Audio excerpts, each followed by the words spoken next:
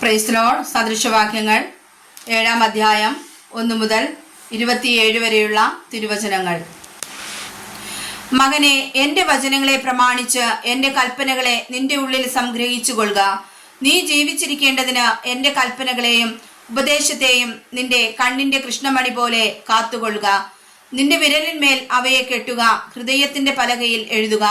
ജ്ഞാനത്തോട് നീ എൻ്റെ സഹോദരി എന്ന് പറക, വിവേകത്തിന് സഖി എന്നു പേർ വിളിക്ക. അവ നിന്നെ പരസ്ത്രീയുടെ കയ്യിൽ നിന്നും ചക്കരവാക്ക് പറയുന്ന അന്യസ്ത്രീയുടെ വശത്തു നിന്നും കാക്കും. ഞാൻ എൻ്റെ വീട്ടിൻ്റെ കിളിവാതിൽക്കൽ അഴിക്കിടയിൽ കൂടി നോക്കിക്കൊണ്ടിരിക്കുമ്പോൾ ഭോഷന്മാരുടെ ഇടയിൽ ഒരുത്തനെ കണ്ടു. യൗവനക്കാരുടെ കൂട്ടത്തിൽ ബുദ്ധിഹീനനായ ഒരു യുവാവിനെ കണ്ടറിഞ്ഞു.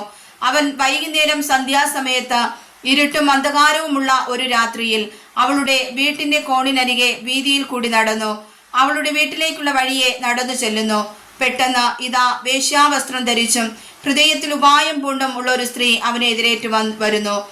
അവൾ മോഹപരവശയും തന്നിഷ്ടക്കാരത്തിയും ആകുന്നു. അവളുടെ കാൽ വീട്ടിൽ അടങ്ങിയിരിക്കുകയില്ല. ഇപ്പോൾ അവളെ വീതിയിലും പിന്നെ വിശാല സ്ഥലത്തും കാണാം. ഓരോ കോണിലും അവൾ പതിയിരിക്കുന്നു. അവൾ അവനെ പിടിച്ച് ചുംബിച്ച് ലജ്ജ കൂടാതെ അവനോട് പറയുന്നത്, എനിക്ക് സമാധാനയാഗങ്ങൾ ഉണ്ടായിരുന്നു. ഇന്ന് ഞാൻ എൻ്റെ നേർച്ചകളെ കഴിച്ചിരിക്കുന്നു. അതുകൊണ്ട് ഞാൻ നിന്നെ കാണുവാൻ ആഗ്രഹിച്ചു. നിന്നെ എതിരേൽപ്പാൻ പുറപ്പെട്ടു. നിന്നെ കണ്ടെത്തിയിരിക്കുന്നു. ഞാൻ എൻ്റെ കട്ടിലിന്മേൽ പരവധാനികളും മിശ്രായിമിയ നൂൽ കൊണ്ടുള്ള വരിയൻ പടങ്ങളും വിരിച്ചിരിക്കുന്നു. മൂറും അകിലും ലവംഘവും കൊണ്ട് ഞാൻ എൻ്റെ മെത്ത സുഗന്ധമാക്കിയിരിക്കുന്നു. വരിക, വെളുക്കും വരെ നമുക്ക് പ്രേമത്തിൽ രമിക്കാം. കാമവിലാസങ്ങളാൽ നമുക്ക് സുഖിക്കാം. പുരുഷൻ വീട്ടിലില്ല, ദൂരയാത്ര പോയിരിക്കുന്നു. പണമടിശീല കൂടെ കൊണ്ടുപോയിട്ടുണ്ട്. പൗർണമാസിക്ക് വീട്ടിൽ വന്നെത്തുകയുള്ളൂ. ഇങ്ങനെ ഏറിയൊരു ഇമ്പവാക്കുകളാൽ അവൾ അവനെ വശീകരിച്ച് അധരമാധുര്യം കൊണ്ട് അവനെ നിർബന്ധിക്കുന്നു.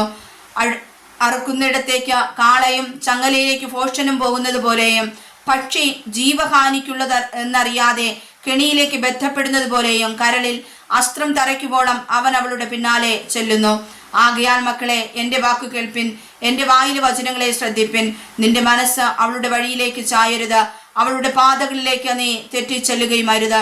അവൾ വീഴിച്ച ഹതന്മാർ അനേകർ, അവൾ കൊന്നുകളഞ്ഞവർ ആകെ വലിയൊരു കൂട്ടം ആകുന്നു. അവളുടെ വീട് പാതാളത്തിലേക്കുള്ള വഴിയാകുന്നു, അത് മരണത്തിന്റെ അറകളിലേക്ക് ചെല്ലുന്നു. വായിച്ചതായ തിരുവചനങ്ങളാൽ കർത്താവ് സമർത്ഥമായി നമ്മെ അനുഗ്രഹിക്കുമാറാകട്ടെ. ആമേൻ.